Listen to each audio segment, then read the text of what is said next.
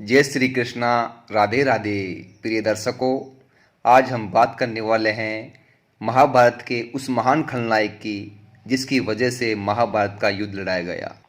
प्रिय दर्शकों, आमतौर पर खलनायक एक ऐसा बुरा व्यक्ति होता है जिसमें मानवीय भावनाएं नहीं होती है।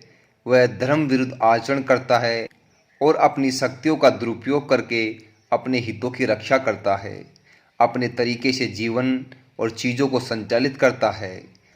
प्रिय दर्शकों, उपरोक्त लिखी हुई बातों को ध्यान रखेंगे तो आपको पता चल जाएगा कि आखिर महाभारत का असली खलनायक कौन है। जब तक आप बने रहिए हमारे साथ और ध्यानपूर्वक सुने। प्रिय दर्शकों, कुरुक्षेत्र में लड़ा गया महाभारत का युद्ध भयंकर युद्ध था। इससे भारत का पतन हो गया था।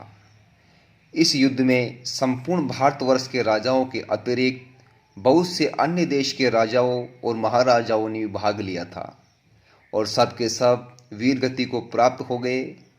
लाखों महिलाएं, रानियां, क्षत्राणियां विधवा हो गई।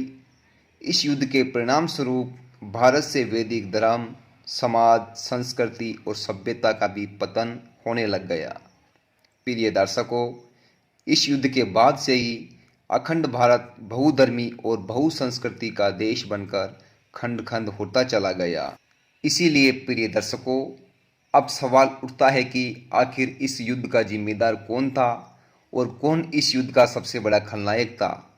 आलोचक कहते हैं कि पांडवों ने संपूर्ण युद्ध छलपूर्वक जीता और जो जीतता है इतिहास में उसे ही नायक माना जाता है। ऐसे में यह कैसे तय होगा कि नायक और खलनायक कौन है। महाभारत के युद्ध में सबसे बड़ा खलनायक कौन था? सभी इसका जवाब या तो शकुनी को देंगे या फिर दुर्योधन का। हो सकता है कि कुछ लोग धृतराष्ट्र या दुशासन का नाम भी ले है। यह भी हो सकता है कि कुछ लोग कर्ण या भीष्म का नाम ले। आइए हम जानते हैं कौन था सबसे बड़ा खलनायक। प्रिय दर्शकों, कौरवों की ओर से दुर्योधन और उसके 99 भाई सहित भीष्म, द्रोणाचार्य, कृपाचार्य, कर्ण, अश्वत्थामा, मद्र, नरेश, शल्य, कलिंगराज, शकुनी, भगदत्त, जयद्रथ इत्यादि योद्धा युद्ध में शामिल हुए थे। वहीं दूसरी ओर पांडव पक्ष की ओर से युधिष्ठिर व उसके 4 भाई भीम, नकुल, सहदेव, अर्जुन सहित अभिमन्यु, घटोत्कच, विराट, द्रुपद, शिखंडी, पांडेराज, कुंती भोज, शैब्य और अनूपराज नील युद्ध में शामिल हुए थे। प्रिय दर्शकों, इसी प्रकार दोनों पक्षों की ओर से लाखों की संख्या में लोग इस युद्ध में भाग लिए थे। प्रिय दर्शकों, दुर्योधन की जिद, अहंकार और लालच ने लोगों को युद्ध की आग में झोंक दिया था। इसीलिए दुर्योधन को महाभारत का खलनायक कहा जाता है। प्रिय दर्शकों, महाभारत की कथा में ऐसा प्रसंग भी आता है कि दुर्योधन ने काम पीड़ित होकर कुंवारी कन्याओं का अपहरण किया था। प्रिय दर्शकों, दूत क्रीड़ा में पांडवों के हार जाने पर जब दुर्योधन भरी सभा में द्रौपदी का अपमान कर रहा था, तब गांधारी ने भी इसका भरपूर विरोध किया था। फिर भी दुर्योधन नहीं माना था। ये आचरण धर्म विरुद्ध तो था ही। जब दुर्योधन को लगा कि अब तो युद्ध होने वाला है, तो वह महाभारत युद्ध के अंतिम समय में अपनी माता के समक्ष नग्न न होने के लिए भी तैयार हो गया था। प्रिय दर्शकों, महाभारत में युद्ध के अनाचार और अत्याचार के किस्से भरे पड़े हैं। पांडवों को बिना किसी अपराध के उसने ही तो जलाकर मारने की योजना को मंजूरी दी थी। प्रिय दर्शकों, वहीं दूसरी ओर हम बात करें अश्वत्थामा की। माना जाता है कि अश्वत्थामा इस युद्ध का सबसे बड़ा खलनायक था। युद्ध में सबसे शक्तिशाली वही एकमात्र योद्धा थे।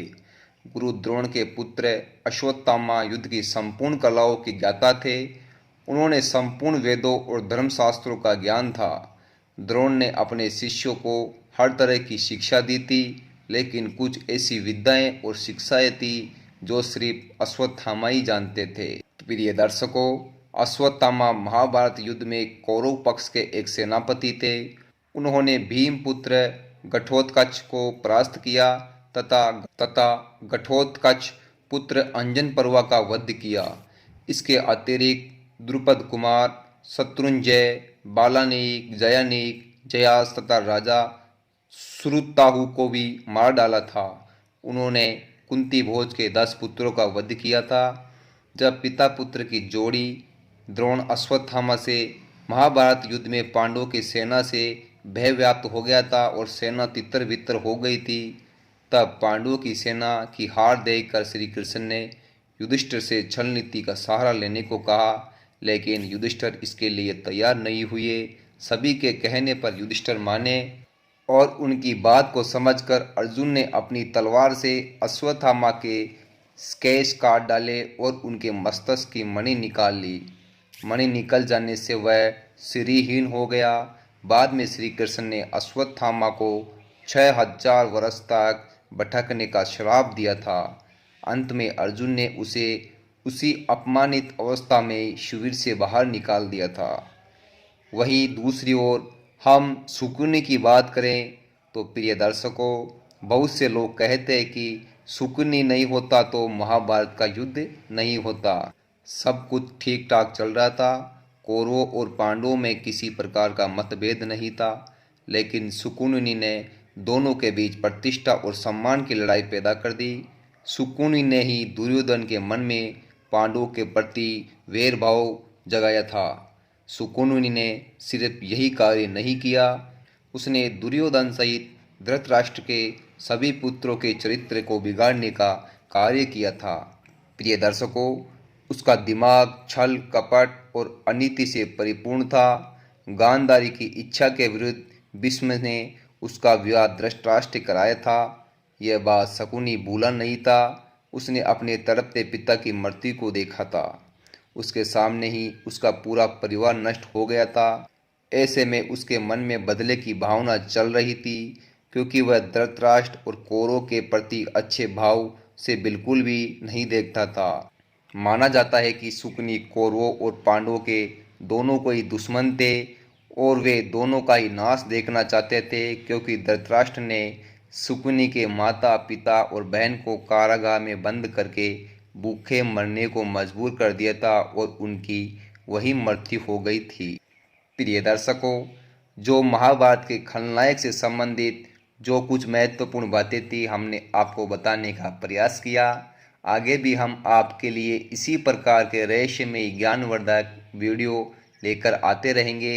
जब तक सभी साथियों को जय श्री कृष्णा, राधे राधे।